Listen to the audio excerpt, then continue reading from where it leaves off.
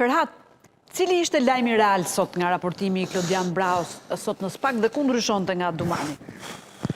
Po, nis nga kjo e fundit, ma aq sa e kam djegur Se u duk një qasje më pak mediatike, më pak spektakël, më shumë një rezervuar institucionalisht. Nuk kam qenë fizikisht, në fakt, në këshin e lartë prokurorisë, po paka shumë, ajo që prite nga zoti Brau, shumë më diplomat besoj se zoti Dumani, jo shumë i drejt për disa shqetësime që ndoshta ai mund t'i mbarti në vetvete apo i ka parë gjatë këtyre muajve që po drejton strukturën e posaçme.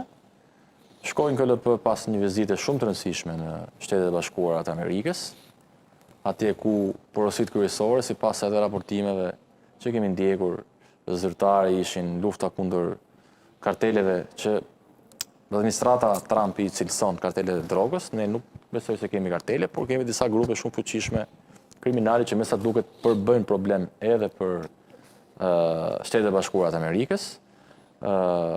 Shumë fiskal zoti Brau, ajo çfarë unë mund të evidentoja në të gjithë atë çfarë zoti Brau mbajti qendrim para Këshillit të Lartë të Prokurorisë, sepse me sa pash nuk se pati edhe shumë pyetje ngacmuese, po themi, nga të 11 antarët, ishte fakti se kanë një lloj, po themi, jo frike, por meraku lidhur me ndërhyrjet politike.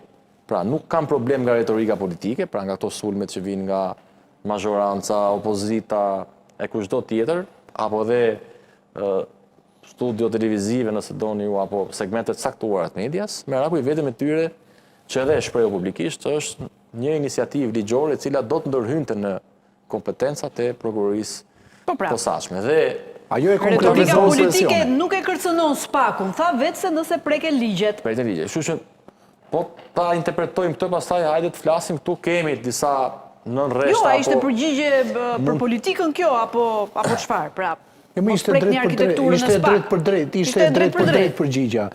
Retorika është tjetër gjë dhe ti në rast se merr iniciativa, atëherë ti je duke mëcënuar dhe duke bërë trysni. Tash të rrim te retorika dhe të mendojmë që kishte për të thënë atë ky politikan, kishte për të thënë ai politikan këtë gjë tjetër, asnjëherë prokuroria e posaçme nuk do bëj dot punë. Por në rast se duhet ta shohim në mënyrë integrale tër atë çka u paraqit në raportin e KLP-s që ka detyrim ligjor drejtuesi i prokurorisë posaçme, ne shohim një rritje të efikasitetit dhe një rezultat pozitiv në aspektet procedurale të prokurorisë posaçme. Pse e them këtë? Përmirësim të efikasitetit procedurial, sepse kemi rreth 4.9% më shumë se viti i 2024 procedimet regjistruara. Tregon që prokuroria e posaçme është vendosur më shumë në lëvizje. Kemi një element tjetër, do vim dhe aty. Kemi një rritje të rolit proaktiv të prokurorëve. Nga 19.8 që ishte një vit më parë, në krahasim me vitin 2025 që raportohet, ka vajtur në 37%. Pra kemi një iniciativë të prokurorëve për të qenë më proaktiv në hetimet që nisin vetë kryesisht.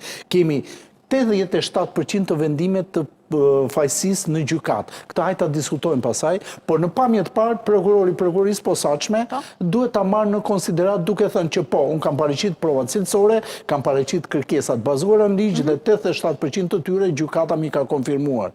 Hajta diskutojmë në raport me fajësitë e pafajësitë është tjetër problem.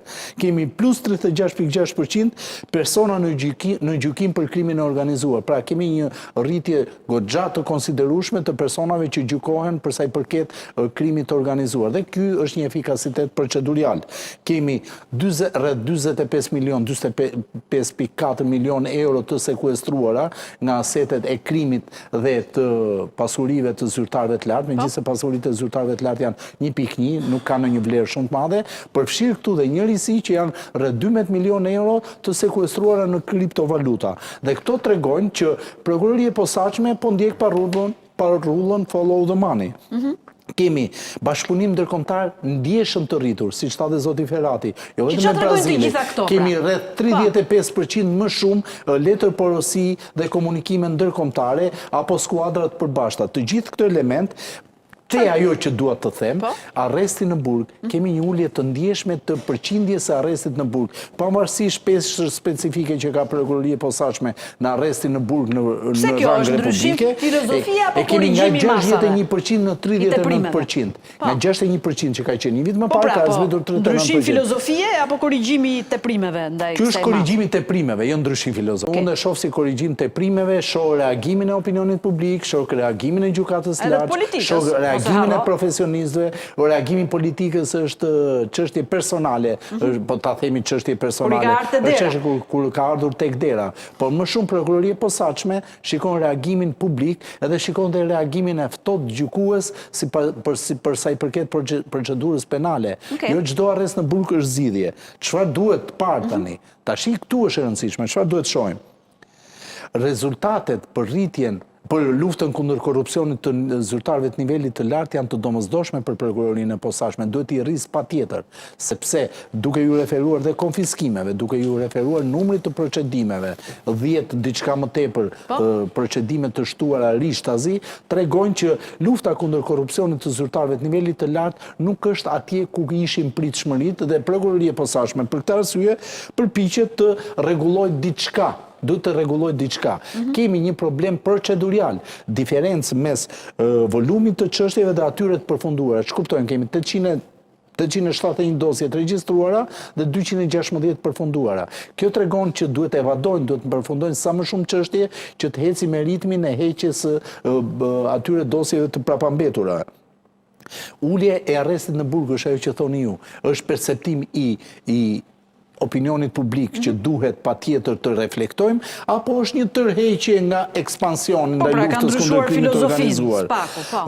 Kemi një varësi të fortë të prokurorisë posaçme nga referimet që vijnë nga policia e shtetit edhe në përgjithësi nga institucionet e tjera. Rreth 70% janë materiale referuese nga policia e shtetit. Këtu unë shpresoj dhe besoj që drejtuesi i ri do jap më shumë frymë atyre që quhen dosje kryesisht. Nuk mos pritë referimin, po filloj edhe vetë dosjen kryesisht. Mund të ndodhi kjo se deri tani kanë nisur me kallëzues popullor, me edhe kallëzuesit popullor janë pjesë e ligjit në rast ata paraqesin provat e veta, është teori tjetër.